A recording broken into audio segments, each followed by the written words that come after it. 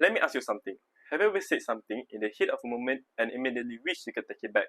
Or maybe have typed out a message and stared at the send button and thought, maybe I should have said this, or maybe I should have sent this. You know exactly what you want to say, but instead, you pause. You take time to think about it and you stay silent. I think we all have experienced before. The truth is, not every thought deserves to become words. Sometimes, choosing silence is not a weakness, it is wisdom. And that one moment of silence could save a friendship, it could prevent an argument, or even completely change the outcome of a conversation. So, good morning everyone. My name is Muhammad Hazim Iman, and I used to think that speaking with my mind was always the right thing to do. But over time, I realized that one of the greatest lessons I have ever learned in my life was not from the word I said, but from the word I choose not to say. So today, I want to talk about the value of silence and why we should think before we speak. In today's world, we are constantly communicating. We talk face to face, we text, we reply to WhatsApp messages, and we post on social media. And because communication has become so fast, we often feel the need to respond immediately. But responding quickly does not mean responding wisely. Sometimes we say things because we are angry, sometimes we are stressed, and some other times we simply just want to win an argument.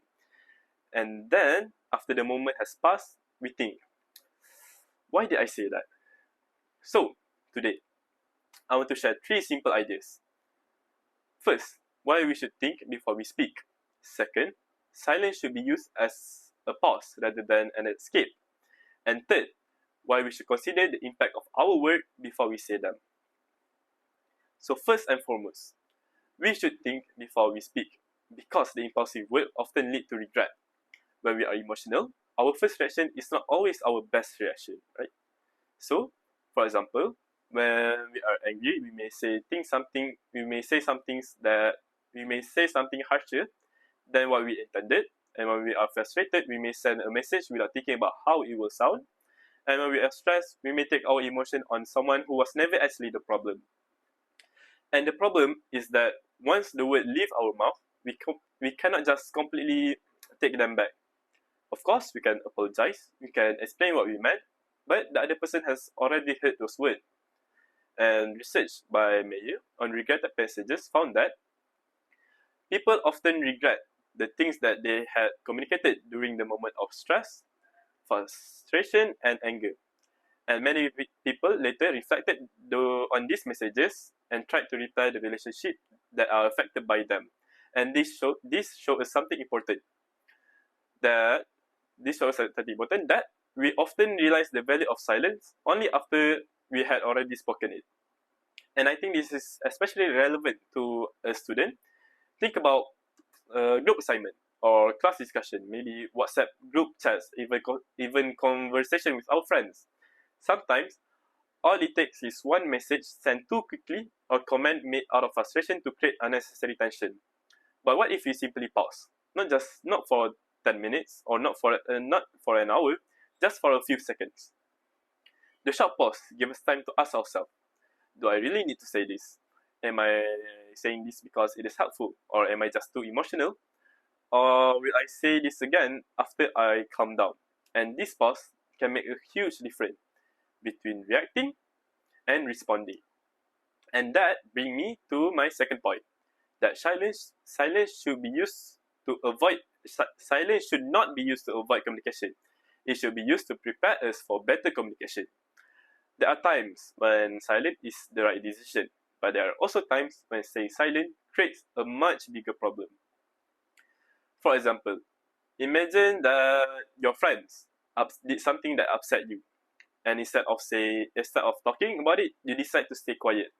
You tell yourself that it is fine, but in reality, it is not fine. You keep thinking about it. That feeling builds up, and eventually, something small turn into a much bigger argument. And this is why knowing when to speak is just as important and knowing when to stay silent. And research by Liu and Roloff found that during emotional intense conflict, a lot of people may avoid communication by staying silent as a way of coping. However, avoiding communication does not always solve the problem. Oftentimes, it simply delays it. So, the goal is not to become someone who never speaks, but it is to know when to pause and when to speak. And silence gives us time to calm down. Speaking gives us opportunity to solve the problem. For example, instead of immediately saying, "You always do this to me," we should pause and say, I felt upset when this happened, and I think we should talk about it." The message is still honest, but the way we communicate is completely different. So, before we speak, we should ask ourselves, am I saying silent because I need time to think, or am I saying silent because I'm afraid to deal with the problem? If you need time to calm down, silence can help us, of course, but if something really needs to be said, silence should not be the way of avoiding it.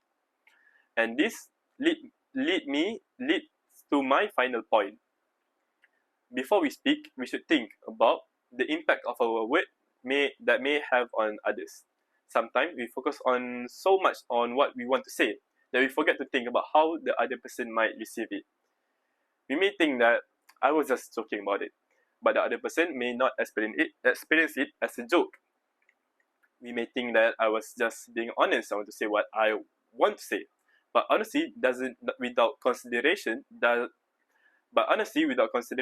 can still hurt someone.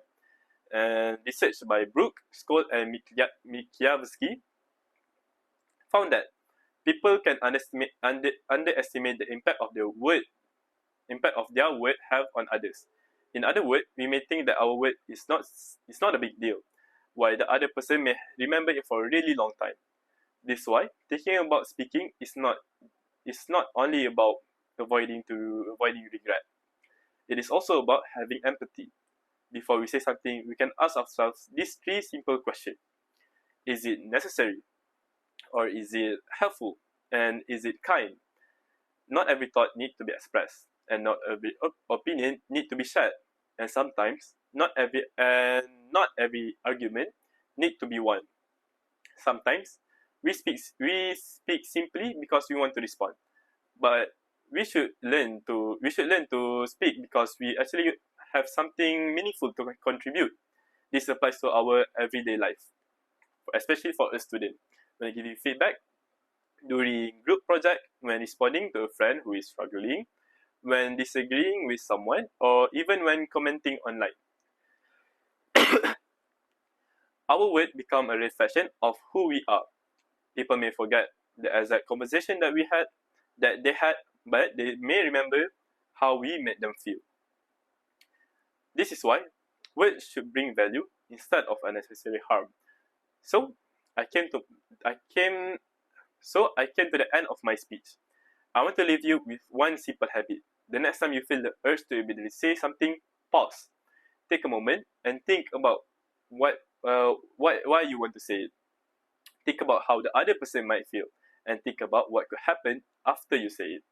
If you need time to calm down, choose silence. And if something needs to be addressed, speak up, but speak with purpose. And if your words are only going to bring unnecessary harm, ask yourself whether they really need to be said at all. So, in conclusion, silence is not just about being afraid to speak. It's not about being afraid to speak. It is about having enough self-control to choose the right word at the right time. Sometimes we need to pause before responding, and sometimes we need to speak up instead of keeping everything inside. And sometimes we simply need to think about the consequences of our word before we say them. So, I challenge all of you, starting from today, stop speaking just to respond. Start speaking when your words have meaning, a purpose, and kindness. Because not every thought needs a voice, but every word we choose to speak carries the weight. And sometimes the most powerful things we can say is nothing at all. Thank you.